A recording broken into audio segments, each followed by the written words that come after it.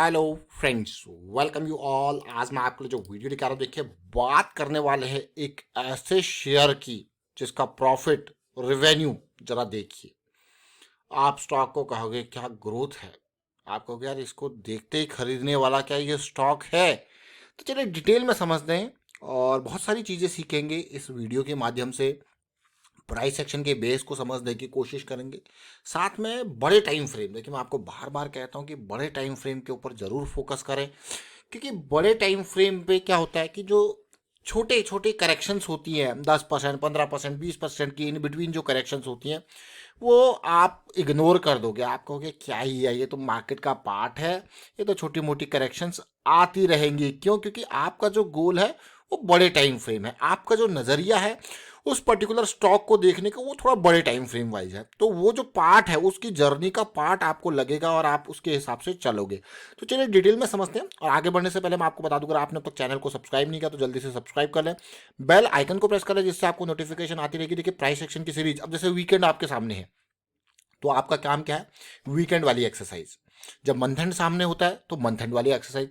अब वीकेंड के साथ साथ डे एंड यानी कि फ्राइडे भी आपका एंड है, तो फ्राइडे एंड और वीकेंड तो दो दो एक्सरसाइज आपके लिए है, तो प्रैक्टिस जरूर करें। देखिए मैं आपको बार बार कहता हूँ, और कमेंट के थ्रू जरूर ये बताइए क्या आपने प्रैक्टिस करना स्टार्ट कर दिया। अगर आप रेगुलर व्यूअर हो, अगर कर दिया है तो भाई कमेंट के थ्रू जरूर बताएं, और मैं आपको कहूँगा कि हाँ भाई आप सही डायरेक्शन में जा रहे हो। क्योंकि जो ये देखना समझना है वो जस्ट 5 से 10% है, और जो बाकी का 80 से 90% का जो काम है, 95% का जो काम है वो प्रैक्टिस का है। क्योंकि हमें क्या करना है, ब्रेन को ट्रेन करना है। तो ब्रेन को ट्रेन करने के लिए क्या चाहिए, डाटा। डाटा कैसे पहुंचेगा ब्रेन तक?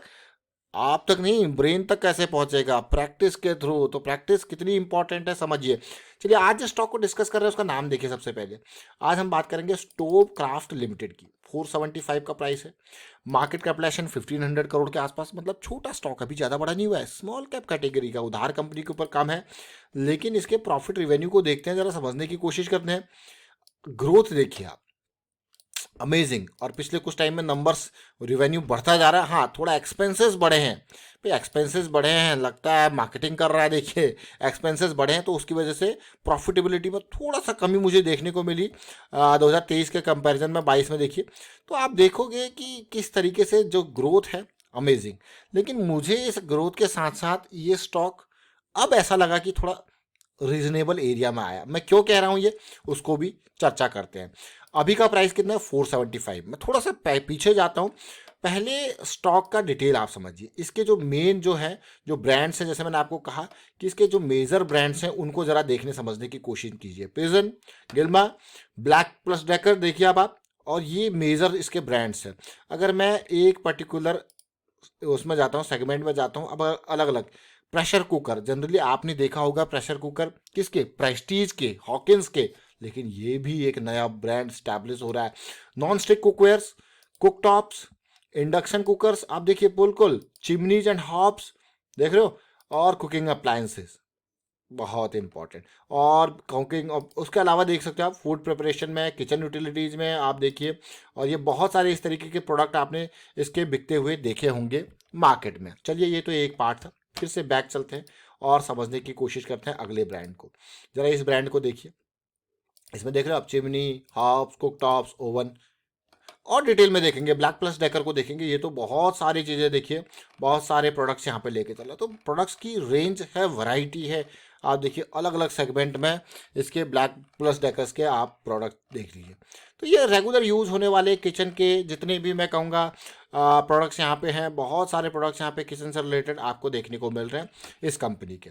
लेकिन अगर मैं इसके आईपीओ की तरफ जाऊँ, भी रिसेंटली जब आईपीओ आया था, ज़रा देखिए 2021 में ये लिस्ट हुआ था, तो कंपनी ने प्राइस रखा था 385 के इर्द गिर्द। ठीक है, अच्छी बात है, 385 के इर्द गिर्द। लेकिन उस टाइम पे जब इशू हुआ था तो 467।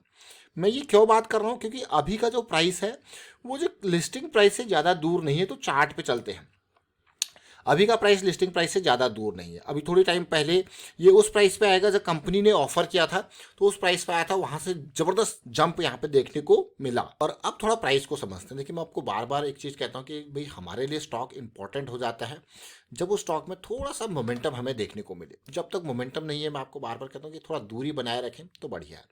अब इस स्टॉक में कुछ खास चीज़ मुझे लगी, सबसे पहले ये पॉइंट नंबर 1 और ये पॉइंट नंबर 2, इन दोनों को देखिए और यहाँ पे रिजेक्शन में बढ़िया वॉल्यूम भी बना, ठीक है। पॉइंट नंबर 1, पॉइंट नंबर 2, अगर आप देखोगे आरएसआई में आपको इक्वल लो या थोड़ा नीचे दिख रहा है, लेकिन हम एमएसीडी के डाइवर्जेंस को देखते हैं, समझते हैं। Point number 1, point number 2, jump हुआ, बढ़िया पॉजिटिविटी आई, बहुत ही बढ़िया। अगली करेक्शन चल रही है, अगली करेक्शन में अब ये थोड़ा सा नीचे है, देखिए अगर ये रिजॉल्व होती है, यहाँ से पॉजिटिविटी आती है, तो ये स्टॉक जो है एक स्विंग स्टार्ट करेगा। अभी करी नहीं है, जस्ट एक बहुत ही बेहतरीन इस वीक की जो कैंडल है वो अपने आप में एक पॉजिटिविटी दिखा रही है। तो जल्द से जल्द यहाँ पे उम्मीद होगी ये वापसी हो, मोमेंटम हो, तो एक स्विंग जो स्टार्ट होगा। और आप देखिए मतलब ये आईपीओ के बाद इस प्राइस पे गया हुआ है, समझ रहे हो। उसके बाद करेक्शन आई है, प्रॉफिट बुकिंग हुई है। मतलब कंपनी ने जब कहा भाई 350 400 के आसपास का प्राइस है और स्टॉक पहुंच गया 1200, तो भाई लोग क्या करेंगे, 1200 के इर्द गिर्द, है ना। तो लोग क्या करेंगे, प्रॉफिट बुकिंग करेंगे, ट्रिपल हो गया। तो प्रॉफिट बुकिंग के बाद फिर अपॉर्चुनिटी तैयार होती है ना। तो ये कुछ इस तरीके से प्राइस सेक्शन बन रहा है। तो अब उम्मीद करेंगे कि भाई एक बड़ी रैली की यहाँ पे, फिर उसके बाद कंसोलिडेशन करेक्शन। तो किस तरीके से प्राइस सेक्शन बन रहा है आप क्लियरली देख पा रहे हो ना। तो ये एक लो रिस्क की अपॉर्चुनिटी तैयार हो रही है, किसमें, स्टोव क्राफ्ट में। तो चलिए डेली टाइम फ्रेम पे चलते हैं। डेली टाइम फ्रेम पे जैसा मैंने आपको कहा, यहाँ पे एक साइकिल स्टार्ट हुई थी जो कि बियरिश में टर्न हो गई, लेकिन इस स्टॉक ने खासा इंप्रेस किया यहाँ पे आज की कैंडल और आज के वॉल्यूम से। ऐसा लगा कोई स्मार्ट मनी प्लेयर जो है वो एक्टिव हुआ, क्योंकि हम क्या है बियरिश साइकिल में। मैं स्टॉक को आपके सामने पहले प्रस्तुत कर रहा हूँ कि कैसे सिचुएशन चल रही है, आगे की जर्नी क्या है, हम बियरिश साइकिल में। तो हमेशा जब भी बियरिश साइकिल में होते हैं, आप डेली टाइम फ्रेम पे देखोगे मोमेंटम नहीं है।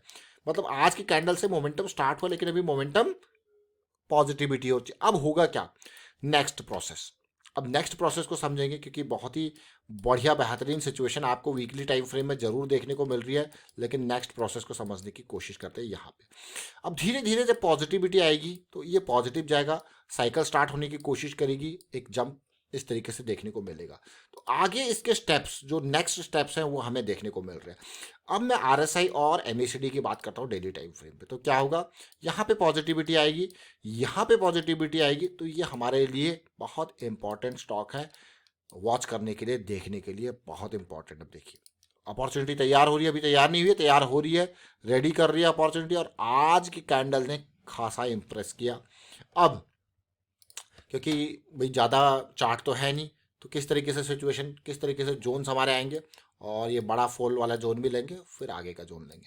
तो कुछ इस तरीके से प्राइस सेक्शन की उम्मीद यहाँ पे करेंगे, देख रहे हो। तो जब भी अपॉर्चुनिटी तैयार होगी, मैं आपको बार बार कहता हूँ कि डीप, जैसे ही अगर ये स्विंग स्टार्ट हो रही है तो हमारा स्टॉप लॉस, देख रहे हो, ये इंपॉर्टेंट इन जोन्स पे कहीं पे मिलेगा ये।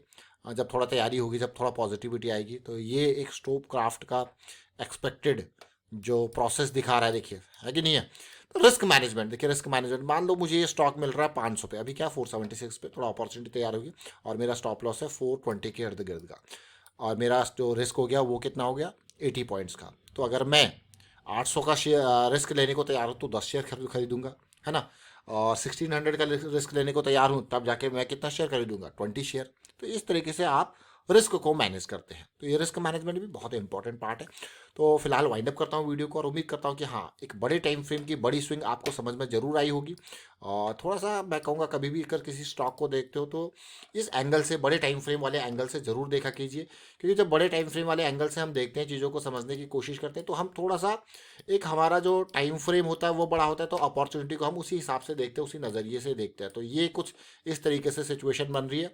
और वीडियो को आप शेयर कीजिए, लाइक कीजिए, और कमेंट के थ्रू हमें भी मोटिवेट करते रहें। और साथ में रिस्क मैनेजमेंट बहुत इंपॉर्टेंट है, अवेयरनेस स्प्रेड करते रहें, और वीकेंड का यूज कीजिए, वीडियोज़ को, ये लर्निंग वीडियोज़ देखिए और प्रैक्टिस जरूर कीजिए। And thank you for watching the video.